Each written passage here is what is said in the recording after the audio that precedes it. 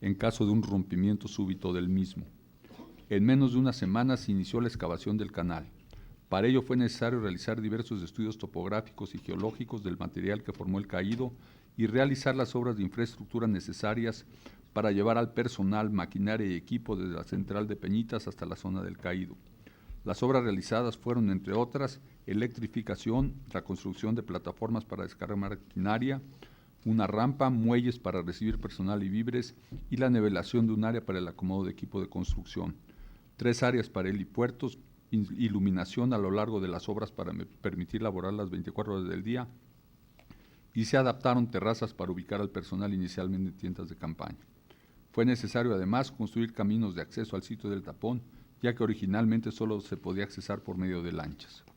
El volumen estimado de material a remover en la primera etapa de la excavación fue de 1.220.000 metros cúbicos. Para agilizar las maniobras se organizaron 3 frentes de trabajo y estos se iniciaron a partir del día 10 de noviembre con la escasa maquinaria con que se contaba en ese momento por la dificultad de acceso al sitio. Se inició así una carrera contra el tiempo en la que el reto consistía en bajar el nivel del canal para comenzar a pasar el agua antes de que el volumen acumulado en el embalse detrás del tapón rebasara la capacidad de Peñitas para contenerlo. Para el 17 de noviembre se habían removido 100.000 metros cúbicos de material. Al 30 de noviembre el avance acumulado era de cerca de 500.000 metros cúbicos y para esa fecha ya se contaba con campamento, comedor, oficinas, 700 personas trabajando y 104 unidades de equipo pesado, propiedad de diversas empresas constructoras nacionales y locales. Adicionalmente, se contaba con 3 helicópteros, 10 vehículos todoterreno, 17 lanchas con motor fuera de borda, 60 pangas y 90 vehículos ligeros. La excavación del canal en su primera etapa concluyó exitosamente el 17 de diciembre con una plantilla de 10 metros de ancho y la elevación de 92 metros de cota sobre el nivel del mar. El martes 18 de diciembre a las 10 horas, después de 44 días ininterrumpidos de trabajo, se logró la comunicación del río y con esto se disminuyeron de manera muy importante los riesgos sobre Villahermosa. Con ello se conjuró el riesgo inmediato que planteó el deslizamiento, es decir, se alcanzó un nivel del canal que implicaba, ante la eventualidad de rompimiento súbito del tapón, como ha sucedido en otras partes del mundo, que la presa de Peñitas contara con la capacidad suficiente para recibir el agua acumulada en el embalse detrás del tapón. El segundo reto que plantea la situación es lograr que por el canal transite un volumen de agua suficiente para reducir los niveles de Malpaso, Chicoacén y Angostura a lo establecido en las curvas guía antes del 1 de junio de 2008 y poder en consecuencia manejar los escurrimientos de la próxima temporada de lluvias. A la fecha se ha alcanzado un flujo por el canal de más de 400 metros cúbicos por segundo. Sin embargo, para alcanzar los niveles de seguridad marcados por las curvas guía en el sistema, para el 1 de junio es necesario alcanzar volúmenes de alrededor de 900 metros cúbicos por segundo antes de mediados de marzo. Así, el objetivo en esta segunda etapa es ampliar el canal a 70 metros de ancho en la elevación de 92 metros sobre el nivel del mar. Esto supone recortar los taludes en ambas márgenes, removiendo poco más de 1.2 millones de metros cúbicos de material. En el sitio continúan trabajando casi 600 personas y más de 100 unidades de equipo pesado 24 horas al día. Al día 17 de enero se habían excavado de los 1.2 millones de metros cúbicos 364.000, lo que permite suponer que para fines de febrero se habrá concluido esta segunda etapa que permita transitar 900 metros cúbicos de marcapaso por segundo. Resta, sin embargo, dar solución al problema de largo plazo que plantea la situación, esto es, restituir el cauce normal del río, que en ocasiones llega a más de 3.000 metros cúbicos por segundo en la zona bloqueada y que puedan fluir por él las avenidas extraordinarias que se registran en años de precipitaciones altas. Esta última etapa involucra retos, si bien cabe, mayores que las 2 etapas anteriores. El grupo de profesionales que encabezan los trabajos en el Grijalva evalúa las alternativas para bajar al fondo del canal hasta acercarse lo más posible al cauce original. Conforme se reduzca el nivel del canal, sin embargo, aumentará el riesgo de que la masa que se deslizó originalmente se vuelva a deslizar y bloquee de nuevo el río. Por ello, se mantiene un monitoreo constante de la estabilidad del caído y se estudian por el Instituto de Ingeniería de la UNAM las alternativas para estabilizar de manera permanente la masa de material que compone el deslizamiento.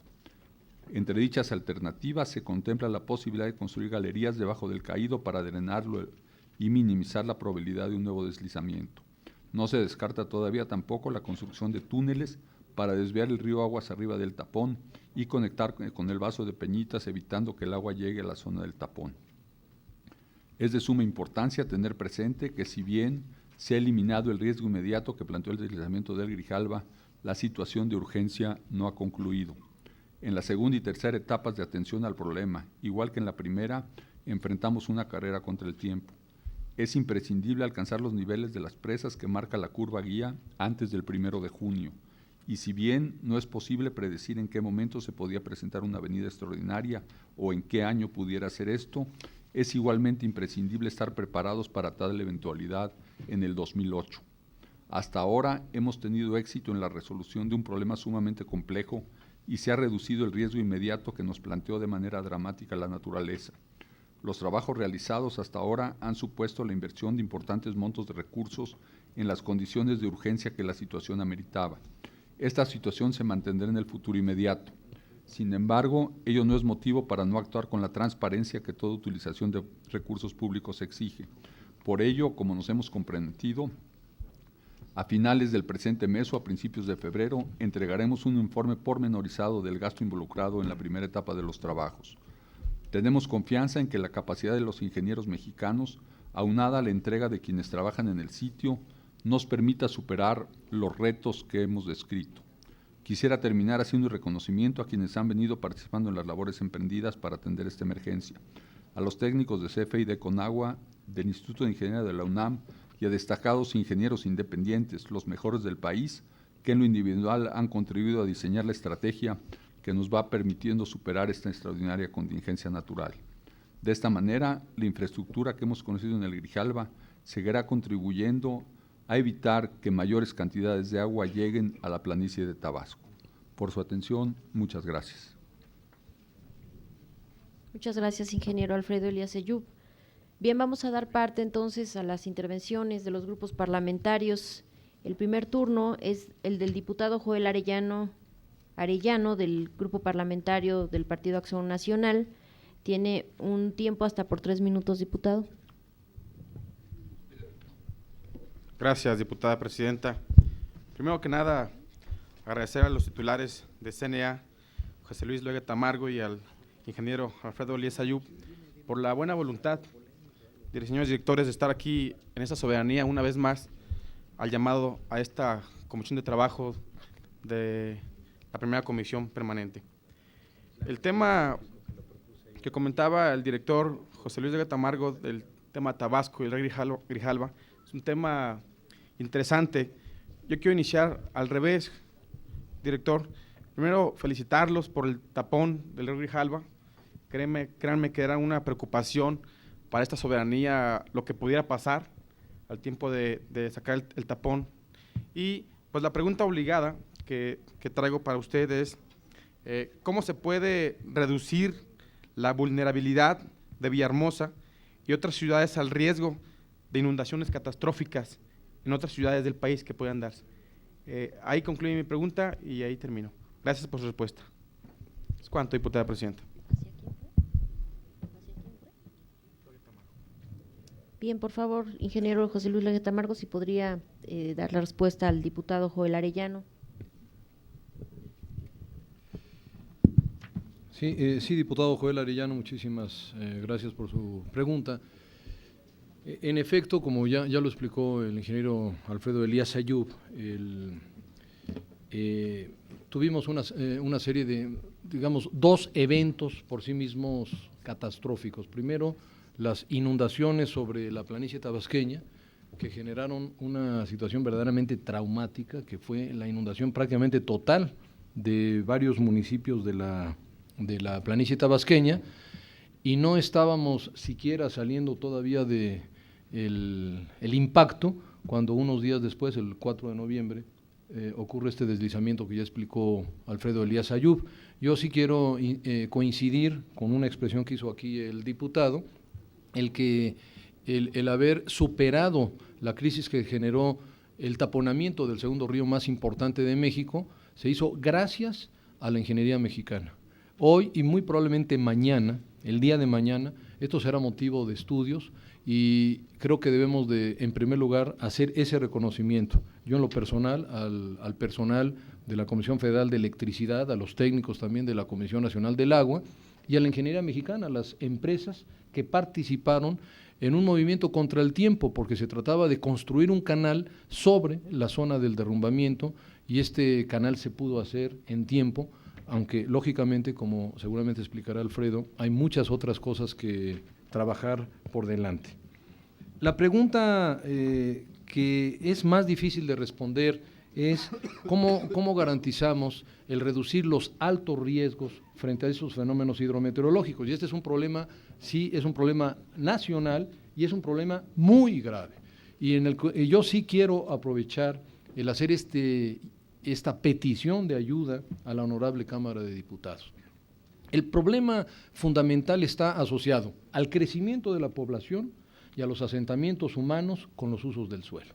Es decir, hay una enorme demanda de vivienda y de construcción conforme ha crecido nuestras poblaciones, pero lamentablemente los programas de desarrollo urbano casi siempre van disasociados de planes de ordenamiento territorial.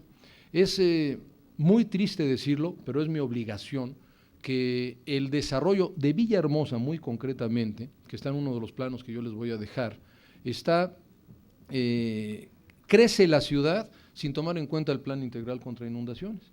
Entonces, sufrió la ciudad una inundación gravísima en el 99 y luego en años posteriores, que provoca la necesidad de construir un nuevo programa contra inundaciones, que ya existían otras acciones anteriores.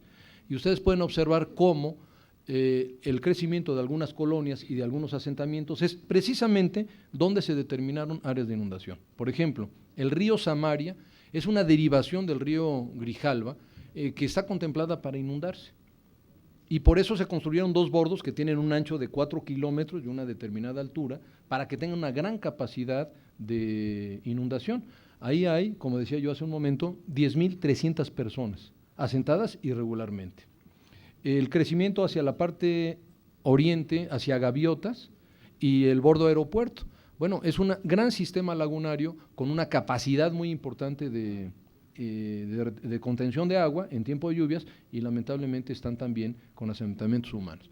Entonces, ante la pregunta insistente de muchísimas asociaciones y de diputados de cómo prevenir frente a los riesgos futuros, la respuesta es ordenamiento territorial. Porque indudablemente que si nos metemos al análisis del efecto del cambio climático sobre los fenómenos hidrometeorológicos, no hay duda que está habiendo variaciones muy importantes y en algunos casos como en valores muy superiores a las medias anuales. Pero los daños a la infraestructura son fundamentalmente en zonas de alto riesgo naturales. Zonas federales en riberas del río, zonas inundables naturales, sistemas lagunarios, donde se han asentado las poblaciones. Entonces, yo debo decir con absoluta responsabilidad que no se puede prevenir una inundación en una zona natural inundable. Y sería un altísimo riesgo, yo lo consideraría una irresponsabilidad, el que se me exigiera construir muros y bordos donde hay colonias que de por sí están en un alto riesgo, porque yo preguntaría, ¿quién se atreve a vivir al lado de un bordo de 10 metros de altura, sabiendo que del otro lado hay 10 metros de tirante de agua en una extensión tremenda? Nadie. Estaríamos exponiendo más a la población. Por eso, esto requiere de decisiones de Estado, requiere una enorme voluntad política, una participación de todos los actores para que reordenemos los asentamientos humanos.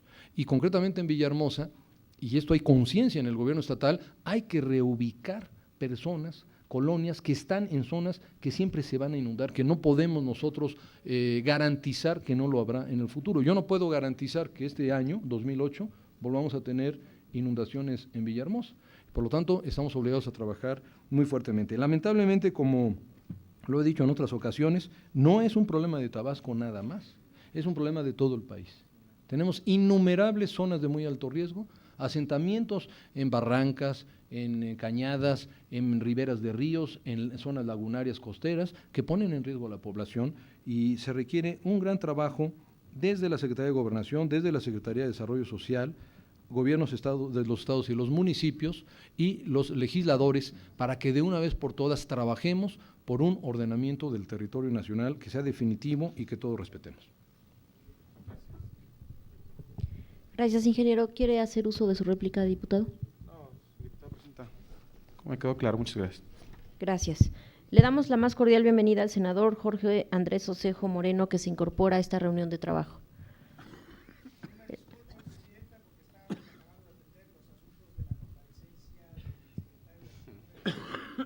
Muchas gracias, senador. Bien, enseguida le vamos a dar la palabra al diputado Adolfo Mota Hernández, del Grupo Parlamentario del PRI. Gracias, presidenta. Mi cuestionamiento va en la parte de la prevención.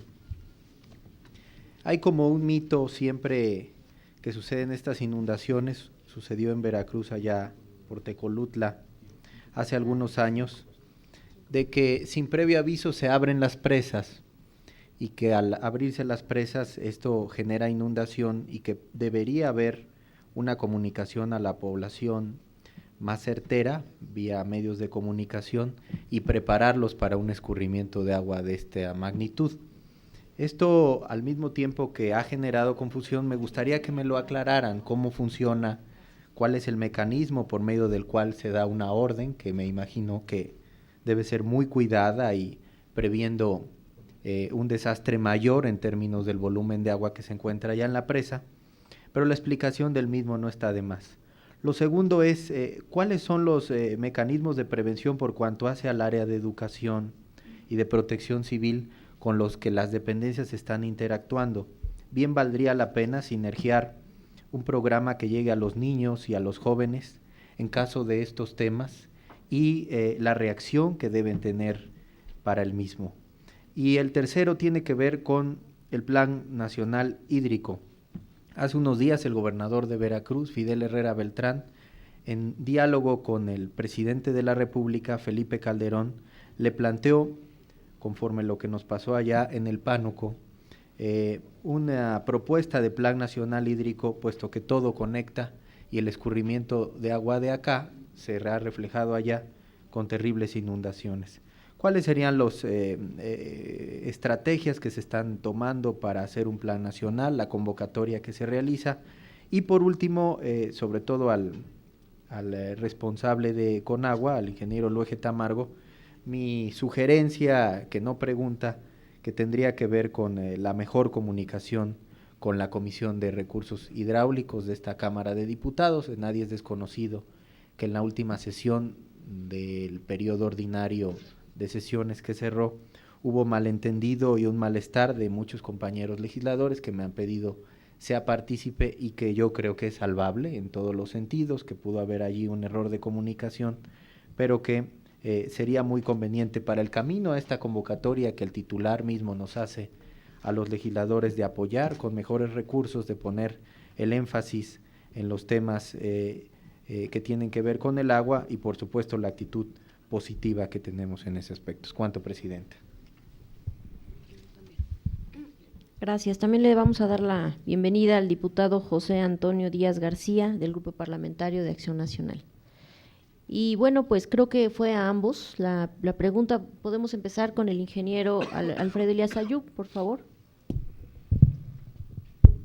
Sí, muchas gracias, diputado Mota.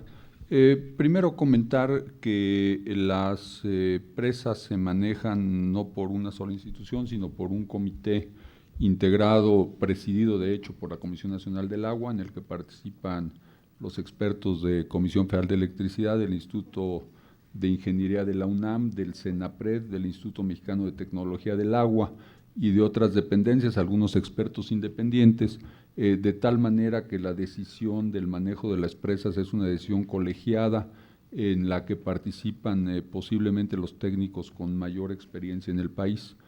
En el caso particular de Tabasco, hay un comité local para decidir el manejo de las presas del río Grijalva, que desde luego depende del Comité Nacional, pero en donde se integra adicionalmente a las instituciones que mencioné, el gobierno del estado de Tabasco a través de su secretario de Obras Públicas en este caso. Por esto fue que en todo momento de la contingencia de octubre del año pasado, el gobierno del estado estuvo enterado con toda oportunidad, no solo enterado, sino participando con toda oportunidad de las decisiones que se tomaron para el manejo de las presas del Grijalva. La decisión fundamental fue mantenerlas por debajo de sus curvas críticas, las presas grandes que son Angostura y Malpaso, que fue donde se acumuló cerca de 3,000 millones de metros cúbicos de agua que se evitaron que escurrieran, y en el caso de Peñitas, pues el gobierno del estado estuvo en todo momento participando y enterado de las decisiones que se toman. Gracias, ingeniero. Por favor, ingeniero José Luis Leje. Sí, presidenta. Sí, en relación a los cuestionamientos del diputado Adolfo Mota, la Comisión Nacional del Agua, dependiente del Plan Nacional de Desarrollo, ha elaborado el Programa Nacional Hídrico. En este programa, las metas fundamentales van enfocadas, una, a la administración del agua, a evitar la sobreexplotación y a recuperar acuíferos sobreexplotados, el grave problema de la falta de tratamiento, de saneamiento de las aguas, que ocasiona contaminación de los cuerpos de agua, pero hay un aspecto muy vinculado a todo este tema, que es la visión integral de Cuenca. La Conagua participa en la organización y en la consolidación de consejos de Cuenca. Y los consejos de Cuenca me parece que cumplen esa preocupación que usted manifiesta, educativa, de comunicación y de participación social. Los consejos de Cuenca para mí son las instancias de participación social donde podemos resolver mucha de la problemática que usted menciona. Desde luego que en el tema de protección civil es fundamental la participación de los programas de protección civil, estatal y municipal con la coordinación federal. Es fundamental que las personas sepamos qué hacer en caso de riesgo, y eso solamente se logra con mucha comunicación y con mucha preparación. En relación a la preocupación que usted manifiesta en la cuenca del Pánuco, es completamente cierto. Fue ya hace 4 siglos cuando se interconectó la cuenca de Lerma y del Valle de México con la cuenca del Pánuco, precisamente cuando se diseñaron los famosos, desde el Tajo de Nochistongo, desagües hacia la cuenca del Pánuco. Y es muy cierto que en estos fenómenos de trasvase de cuenca deberíamos, a estas alturas, de tener esquemas de protección frente a los volúmenes adicionales. Es algo que ofrecemos analizar con ustedes muy a fondo. Y finalmente comentarle que la relación con la Comisión de Recursos Hidráulicos es cordial, es muy buena. Hemos tenido algunas diferencias, discusiones, como me parece que es natural, pero yo le ofrezco a usted que participaremos inmediatamente en una convocatoria y trabajaremos unidos con la Comisión de Recursos Hidráulicos. A mí parece que es tan corto el tiempo que tenemos que estamos obligados a trabajar juntos por resolver la problemática en torno al agua a nivel nacional. Así que cuenta usted con esa disposición de personal y de mi equipo de trabajo de estar lo más cerca posible de ustedes en todos los trabajos en relación al agua.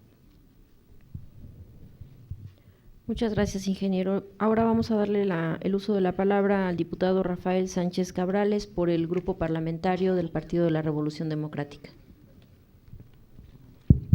Buenas tardes. Bueno, como diputado del Estado de Tabasco, quisiera hacer, antes que nada, no voy a hacer uso del derecho de réplica. No te preocupes. Perdón, algunas precisiones. Nosotros no creemos que el desastre solo fue causado por lluvias atípicas y que también se deba al cambio climático, entendidos como fatalidades resultantes de la supuesta furia de la naturaleza. Tampoco fue el efecto magnético de la luna estacionado en territorio tabasqueño durante más de 2 semanas, lo cual sería posible si hubiese existido un cambio en el movimiento astronómico del planeta Tierra y de su satélite, por lo que hubiéramos vivido en Tabasco más de 15 días y noches sucesivas con este fenómeno. Lo anterior implica una falta de respeto a la sociedad tabasqueña y mexicana, así como una retórica demagógica insultante y que en el fondo buscó desde el principio ocultar las causas del desastre, culpando a la naturaleza de los efectos de esta devastación que sufrió el estado de Tabasco. La Comisión Federal de Electricidad no aclara que el desfogue de las presas Peñitas, que supuestamente no afectó en mayor grado a Tabasco y se debió únicamente a problemas de manejo hidráulico, sino que hay evidencias de que es parte del proceso de privatización de la generación de energía hidroeléctrica para beneficiar a los llamados productores independientes o generadores privados, razón por la cual se ha venido restringiendo la generación permanente de las hidroeléctricas. También nos preguntamos por qué la Procuraduría General de la República aún no ha elaborado el estudio correspondiente, a pesar de que hace más de 2 semanas el licenciado Andrés Manuel López Obrador interpuso una demanda sobre este penoso y vergonzoso caso de manejo politiquero de la seguridad y la vida de las personas y con el patrimonio nacional, específicamente de los tabasqueños. Hasta la fecha se sigue pensando también de que Pemex aporte recursos para la reconstrucción, pero es necesario que la Comisión Federal de Electricidad y la Comisión Nacional del Agua reparen el daño causado. No es sano para la vida nacional y de los tabasqueños que siga la impunidad. Ambas entidades federales deben aportar recursos, no solo para la reconstrucción, sino para mejorar sustancialmente el manejo de la cuenca hidrológica más importante del país. Los daños causados a Tabasco son incuantificables y de manera similar a las inundaciones ocurridas en octubre de 1999, cuando el desastre y sus efectos inmediatos se prolongaron durante más de 70 días. Apenas se están conociendo los saldos de la devastación en pérdidas de vidas humanas, infraestructura, tanto hidráulica, portuaria, eléctrica, carreteras y caminos, equipamiento como salud, educación, abasto, como viviendas y actividades agrícolas y ganaderas. Cabe recordar que el denominado Proyecto Integral contra Inundaciones, PICI, que tiene como objetivo librar a Tabasco de inundaciones, con erogaciones que superan los 2 millones de pesos, no ha cumplido dicho objetivo y es preocupante que a pesar de las experiencias de 95 y de 99, la vulnerabilidad de Tabasco no se reduzca significativamente. Por eso, bueno, nosotros hacemos algunas preguntas específicas. La Comisión Federal de Electricidad debe instrumentar un programa de apoyo a los tabasqueños. La magnitud de los daños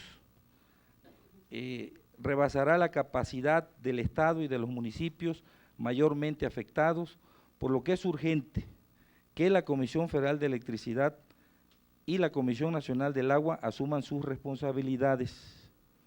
Debe informarse cuál es la situación del Proyecto Integral contra Inundaciones, ya que se sabe que en dicho proyecto se han invertido más de 2.000 millones de pesos y es imperativo diseñar y aplicar programas preventivos eficaces ligados a una nueva gestión hidráulica en las cuencas del río Grijalva y Usumacinta.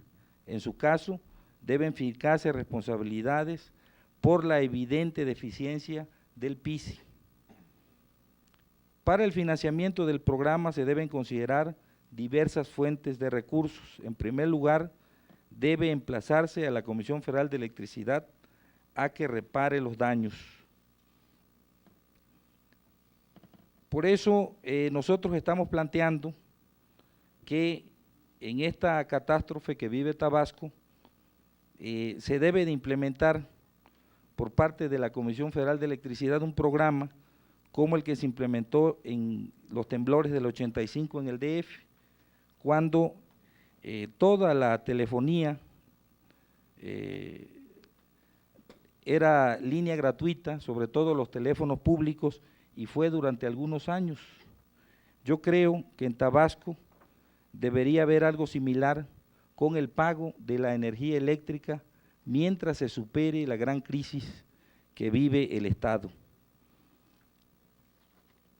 Por último, quisiera también preguntar específicamente al ingeniero Alfredo Elías Ayub, bueno, ¿cuál es el criterio que están utilizando para implementar nuevas tarifas eléctricas en Tabasco? Y pedirles que, de estos datos que estamos solicitando, que se haga a la brevedad, pero por escrito. Muchas gracias.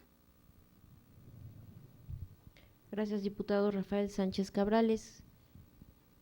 Ingeniero Alfredo Elías Ayub, por favor. Sí, cómo no, diputado Sánchez Cabrales. Tuvimos hace algunas semanas la oportunidad de reunirnos en mi oficina con usted y con otros señores diputados interesados en el tema, en donde pues les pudimos mostrar con todo detalle la sucesión de eventos que ocasionaron los problemas. Independientemente de lo que le pudimos mostrar, el Instituto Mexicano de Tecnología del Agua, a solicitud de la Comisión de Recursos Hidráulicos del Senado, elaboró un dictamen en donde demuestran pues con toda claridad que los problemas en Tabasco se suscitaron por una serie de precipitaciones, no una sola precipitación, sino una serie de precipitaciones extraordinarias de lluvia. Esto lo han demostrado ya los técnicos del Instituto Mexicano de Tecnología del Agua. El Instituto de Ingeniería de la UNAM está haciendo un estudio también a fondo sobre este tema, y en ambos casos ha quedado también manifiesto por estos institutos de alto prestigio que la operación de las presas no solo no contribuyó a la inundación, sino que evitó que la inundación fuera mayor. Desafortunadamente, como mencionaba el ingeniero Luege, sí se trató de una secuencia de fenómenos naturales. También en la reunión con la Comisión del Senado les entregamos datos que le entregaremos con mucho gusto específicos, en donde se demuestra que las hidroeléctricas en 2008 generaron 11% por arriba de lo que estaba previsto que generaran, es que es su predespacho, y que este 11% fue para hacer que las generaciones con hidrocarburos, entre los que se encuentran las plantas privadas, disminuyera en 8% contra el predespacho. Los números demuestran que se generó más con hidroeléctricas y menos con plantas de generación de hidrocarburos. Como usted sabe bien, se anunció hace unos días en Villahermosa un esquema como el que usted menciona de condonación de pagos de energía eléctrica, un esquema que fue acordado con las diferentes instancias del gobierno estatal, en donde se condonó en las zonas afectadas los pagos de noviembre y diciembre, y en donde se encontró un esquema de 1 a 1 para terminar y solucionar el problema de la resistencia civil que por tantos años venía quejando a Tabasco, con el compromiso de CFE de hacer unas inversiones adicionales extraordinarias cercanas a los 300 millones de pesos para reintegrar la infraestructura eléctrica en el estado que estaba muy deteriorada. Se estableció también con el apoyo del gobierno del estado una tarifa equivalente a la tarifa E para los habitantes de menores ingresos y cuyos criterios, como usted mencionaba, le haremos también llegar por escrito. Gracias, ingeniero Elías Ayub. Por favor, ingeniero José Luis Luege. Sí, muchas gracias, diputado Rafael Sánchez. Efectivamente, si usted analiza aisladamente los fenómenos hidrometeorológicos de octubre, quizás sería más difícil entender el fenómeno, pero aquí lo que hubo fue una conjunción de fenómenos. Tuvimos, por un lado, lluvias extraordinarias, torrenciales, tuvimos el efecto de la interacción del Frente Frío 4 estacionario con la tormenta tropical y adicionalmente el efecto del tapón hidráulico. Es decir, en un mismo tiempo tuvimos 3 eventos por sí mismos extraordinarios. Ahí está la información, me parece que los datos son objetivos, y como mencionaba el ingeniero Elías Ayub, hay una comisión que determinó el Senado de la República que está evaluando esto y que hay mucha coincidencia con lo que nosotros aquí le hemos expresado. En relación a la participación del gobierno federal, yo quiero reiterar aquí la voluntad del presidente Calderón. Ha habido un apoyo total al Estado de Tabasco. Nunca he visto yo mayor disposición del presidente frente a estos graves hechos que sucedieron en Tabasco y que, como mencionaba yo, ha hecho que el presidente ha estado en 9 ocasiones y que ha habido innumerables reuniones y de todo tipo de apoyos, afortunadamente, hacia Tabasco. En relación al PISI, coincido con usted. Yo observo deficiencias serias en el plan integral, en su desarrollo, digamos, en los últimos 6 años, e incluso desde el inicio de nuestra administración solicitamos una auditoría en lo que compete a la participación de la CONAGUA en el PISI. Pero mostré yo aquí unas láminas, diputado, donde se demuestra que las cotas con las que se calcularon la construcción de bordos y de muros de contención en el PISI están por debajo de las cotas registradas. Es decir, suponiendo que la construcción de estos bordos de producción hubiera sido, todo estuviera al 100%, hubiéramos tenido la misma inundación, lamentablemente por esa razón. Sin embargo, lo que la preocupación de usted es válida.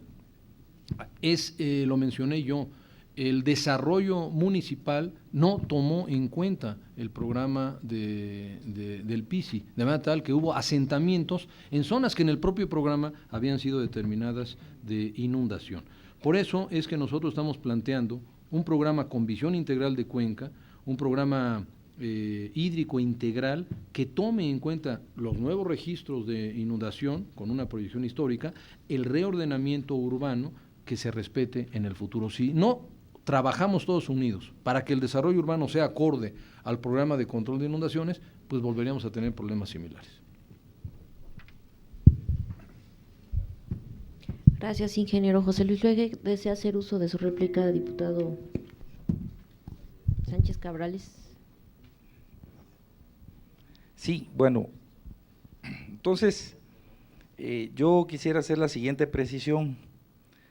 Habría que remontarnos al 95, cuánto llovió en octubre del 95, cuando los huracanes Opal y Roxana en Tabasco, también cuando en el 99, ¿no?, con el frente frío y depresión tropical, comparado con lo del año pasado. Porque, bueno, se habla de que fue una serie de eventos y fenómenos naturales